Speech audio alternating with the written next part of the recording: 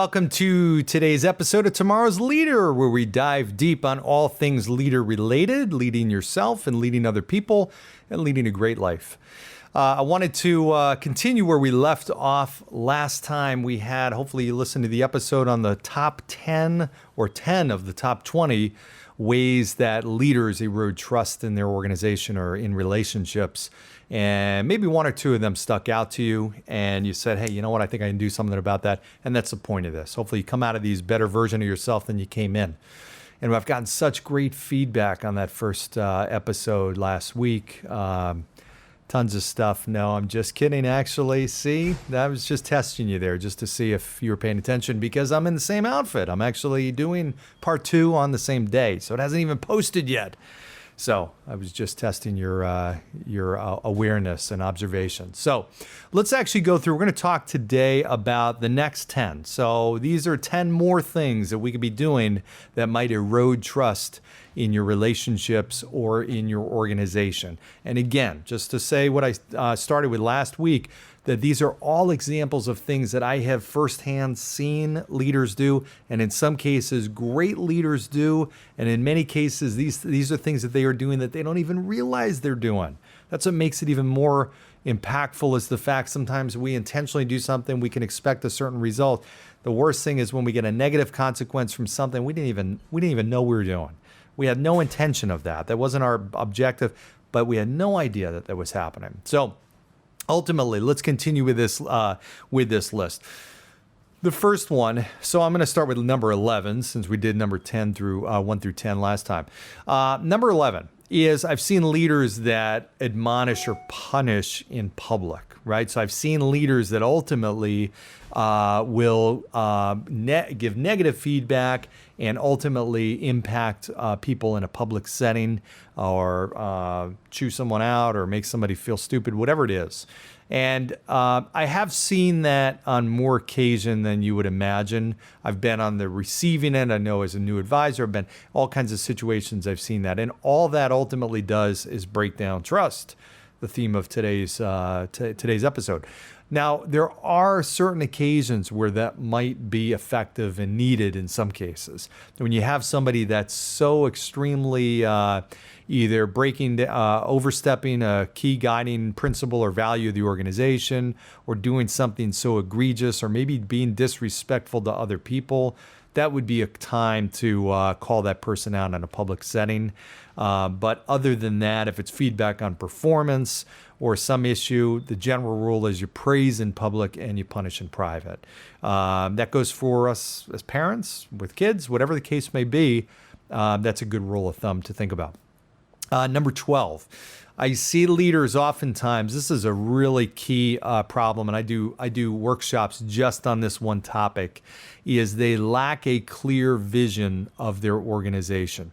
And let me just give you a sense of what this is like. If you have ever been in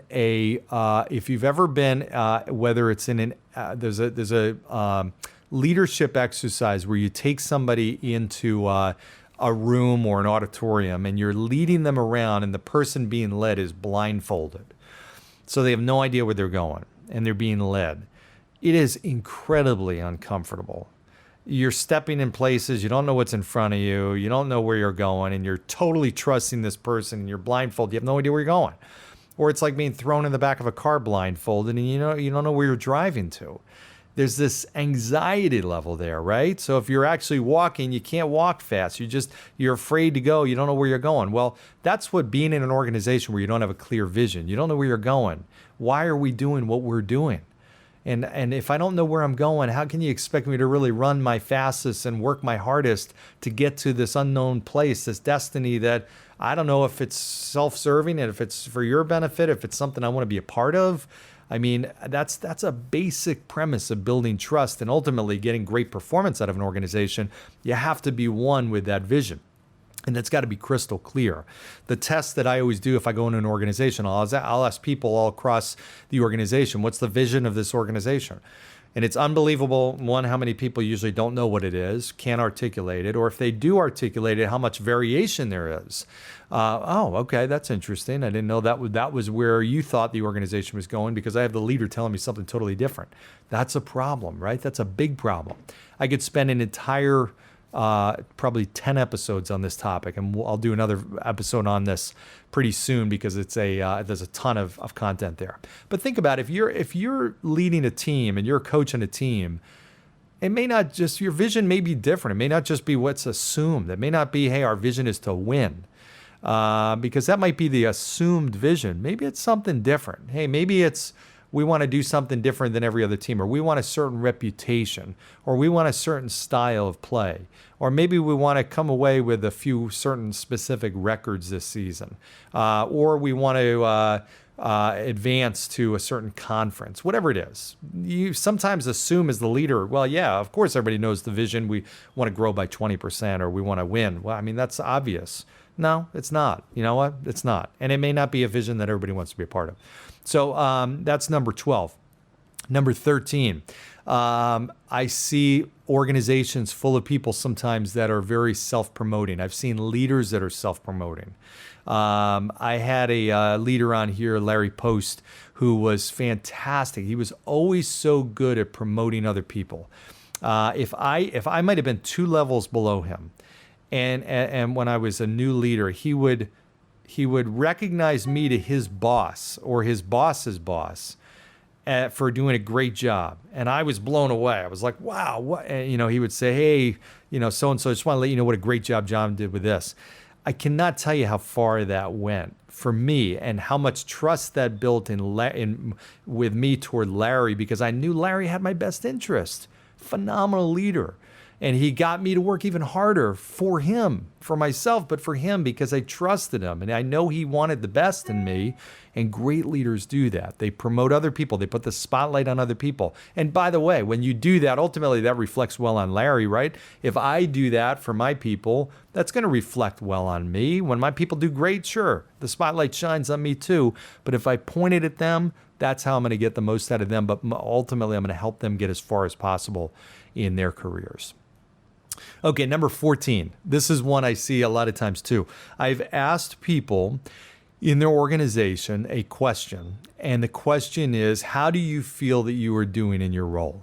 Which is a really interesting question. Just throw out there and just sit back and listen. And what's interesting is not so much even the answer as it is whether it's consistent if I have an opportunity to ask that same question of the leader. So for example, their leader, I might ask Bill, how do you feel you're doing in your role on a scale of 1 to 10? And Bill might tell me he thinks he's doing an 8. And I go to Susan, who's his leader, and I say, Susan, how do you think Bill's doing in his role? And she says a 5. Okay, that's a problem, right? And the problem is that there's obvious to me a lack of feedback. There's a lack of Susan communicating to Bill that he's underperforming, because a 5 would be underperforming, right? Bill is walking around and running around and leading his day and doing his job thinking he's doing an 8, when in reality, his boss thinks he's doing a 5. Now, that seems like an obvious thing that, okay, well, wouldn't that always be a feedback loop? No, there's not. I see this all the time. People think that they are doing better than they really are, or in some cases, it's the opposite. That person may think they're doing a 5 and the boss thinks they're an 8. Okay, well, that's negative. That's the opposite side. You got a problem there with somebody who really is beating themselves up, not appreciating the fact that they've really done well. And in reality, that appreciation or recognition has obviously not come to them. They don't know it. They don't know their boss feels that good about them. So either one of those is good. I should hear the same answer from the boss as I should that person. Okay, and that comes with feedback. Great leaders are really good at giving feedback. Hey, and I always did it the same way. I did it like, like a sandwich. It was a positive, a negative, a positive. Hey, I just want to tell you, you did a great job in that meeting, leading that meeting the other day. Here's a couple things that I really want you to focus on. I think you can do better. Blah, blah, blah, blah, blah, blah, blah. And then, hey, but again, keep it up. You got huge potential. And again, I love the way you wrapped up the meeting too. You left it on a really positive note. Okay, there's a great example. It's like a sandwich, a feedback sandwich. Positive, negative, positive. So if I'm working with somebody and I'm a coach, I'm a teacher, parent, or whomever, and I'm leading somebody, give them feedback that way. Positive, negative, positive. Leads them off feeling good, but they get the constructive feedback in there so that they can make some improvements. And be specific. This is another whole episode, something I'll talk about called the whole message model, where you get specific. If I just tell you, hey, you know what? I really think your style of presenting is just not really drawing people in. Okay, that's, people are getting bored. They're not listening. Okay, that's really good feedback for me to know, but I don't have anything I don't know what to do. I don't know what I'm doing that's making that happen. It's got to be specific, right? Well, your style of speaking is not drawing people in and they're losing attention. And here's the reason why. I saw you do this. You took too long to get to your points. You didn't have enough stories in there. Start off with a story, grab their attention, whatever it is. That's constructive. Now I can do something about it. But I see leaders that don't give any feedback, or don't know how to give the right feedback, or they don't give feedback because of number two. They don't know how to give the right feedback, right? So they just don't give it. Major problem. All that does is erode trust in an organization. Okay, number 15. I see leaders a lot of times that don't know anything about their people. And I'm not talking about work stuff. They don't know any personal stuff. So if I have a leader that does not know that I have 2 kids, that I have a dog, where I live, what my interests are, I'd like them to know my kids' names. If I'm married, I'd like to know them to know my spouse's name and know something about them and know my interests and what I like to do outside of work. I'd like them to take an interest. And even if it's asking at the beginning of a one-on-one, hey, how's family life going? What's going on here? That just shows me that they care. And it's not just about what I'm doing in the workplace, right? I see that all the time. I love when leaders can tell me all kinds of stuff. They know, it's holiday time or something. They get them a gift, and they get them a perfect gift because they know that person. Hey, I know this person really likes this. And then this is what I got them because I know they're going to like it. That's like really knowing your people, right? You build trust. That leader that doesn't know that much about you outside of work, that's just not a very trusting relationship, right? Okay, number 16. This is a big one too, and this may be one of those things, well, what does this have to do with trust? Having success, okay? Having success, a track record of success or success in an area breeds trust. It breeds confidence, which is another dimension of trust. Now I have a more trusting relationship with this person. I'm going to have blind faith, like that Blue Angels pilot. When I know that lead pilot knows what they're doing and has success, I'm not going to trust the fact and look another direction. If this is a brand new pilot that's only had 100 hours of flight time, or new to the Blue Angels, I'm not going to feel really comfortable with that, right? But if they've had success and I know they know their stuff, I'm going to feel much more comfortable going at it and having 100% commitment toward it, right? And toward that person. I remember a point in my career, I was getting trained by somebody who was an excellent trainer. I mean, a really, really great trainer. And taught me great language and how to approach certain things and great advice and all kinds of stuff. But this person was not having and did not have a lot of success in their business. What they were training me how to do, they were also doing themselves. But they were not having success, which made me think, okay, well, then maybe the stuff you're telling me doesn't work. Maybe I can't really trust the advice you're giving, right? If it's not working, it would be like me, working with a personal trainer that's out of shape. Okay, well, if you're doing the things you're telling me to do, wouldn't you be in shape? That's important, right? So your own success at something will play into you building trust in that relationship, because they're naturally going to have more confidence, right, in what you're telling them to do. That's another element of it. Okay, let's talk about number 17. I see leaders do this also. They are asking their people some things that they are not willing to do themselves. And this could be anything. It could be, hey, you got to start your day at 7 o'clock in the morning, but the leader rolls in at 9. Now, I'm not saying that there's not a time where you do that. Hey, maybe you've put in your dues for many years, but you have to be conscious that if you're not doing something, ultimately it builds resentment a little bit. Unless they have witnessed you do certain things that have really earned your seen you earn your stripes. You got to be careful of doing things, of setting an example that you're not willing to do the things that you're telling other people to do. Hey, I want you to, work nights, but you're not willing to do it. Or, hey, I want you to go through this process and get a designation or a certain license, but you don't have it yourself. So I see leaders that do that, and all that does is that weakens them. And it's okay to be transparent and say, hey, listen, I really need you to do this, and this is going to help you and the organization, and here's why.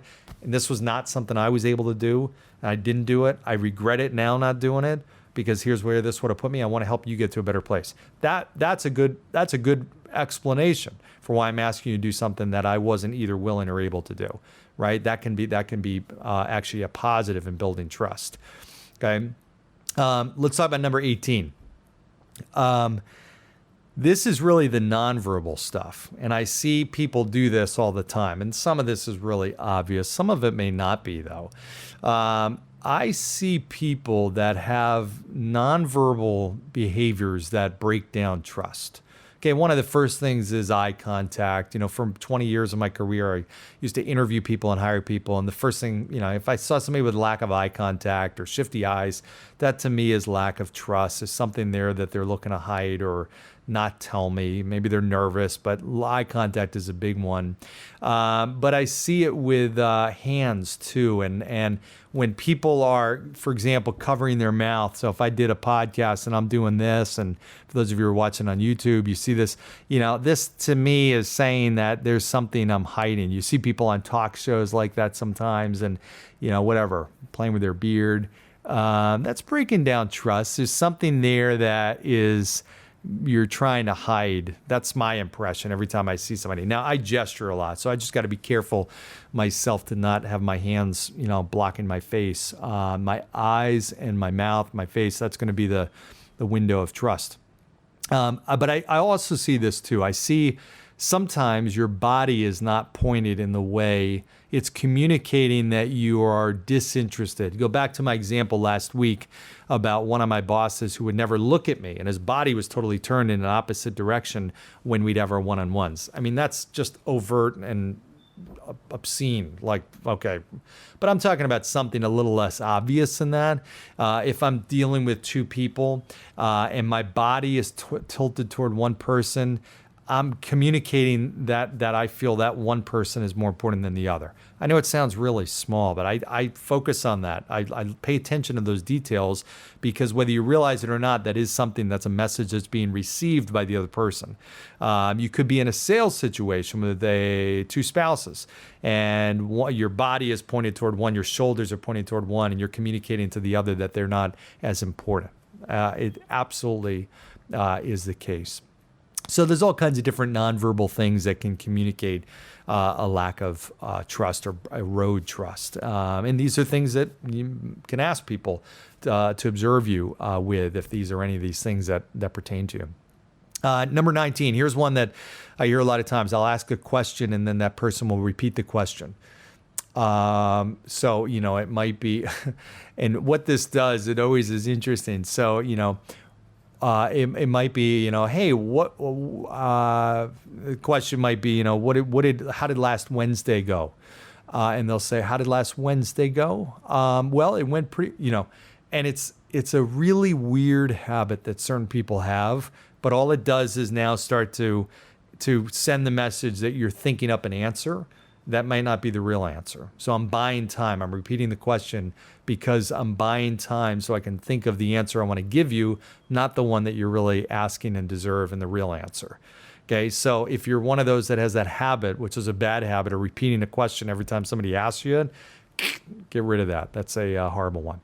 Okay, last one I want to cover, and I could probably go through 10 more, but the last one I'm going to cover today is anytime you as a leader have two versions of yourself. And I had this for a period of time. I had my work self and I had my personal self. Now, I'm not saying that everybody is exactly the same person. There's certain ways I'm going to act maybe and be in my personal time with my friends that I'm not in work. But I will tell you, when there's such a big difference For me, there was a huge difference for a period of time. When I first got into leadership, I thought I had to be this very stoic, almost robotic, very never tell a joke. And, I had to be tough on people. That was just a style of leadership that I thought worked. And that's what I thought I needed to do. Now, outside of work, and for those of you who know me, I'm really gregarious. I like that fun. I'm easygoing, and that's who I am. Doesn't mean that I'm not that I'm not focused and kind of maniacal at times too, but that when I'm myself, I'm going to be a better version of myself. When people see and pick up two versions of you, they get confused because they feel like, which side of you am I seeing, or what version are you, and who are you tomorrow, who are you going to be today? And I see leaders do this. They kind of put up a facade. They try to mask who they really are. And sometimes for good reason, because who they are, their life might be a little bit of a mess or whatever. And it's like, okay, well, then that's another problem you got to fix. But if you've got these two versions, and I just remember I was at an event, and this was back a number of years ago when I was married, and my one of my advisors said something that, or my wife at the time was saying something, telling a story, and my advisor said, "What? Wait a second, that doesn't sound like John." And John's like this, and it became really evident that they were talking about almost two different people, yet it was me. I was standing right there, but it was my work person and my personal life person. And I realized, you know what, I don't want to be that. I want to be my authentic self. And when I started being my authentic self and being real, my leadership effectiveness went through the roof. My effectiveness, my impact, my level of influence, my results went through the roof, and that's where my career really took off. So if you find you're that kind of person, just realize just the easier route and more productive route is be who you really are. All right. So hopefully you got some good value out of this. Hopefully you're leaving today's episode with some good tools and resources, and maybe one or two of these that you've been guilty of, and now you're a better leader as a result of being aware of it. So keep liking these, share these, comment, keep giving me your ideas, and look forward to seeing you next time. Thanks, everybody. Have a good one.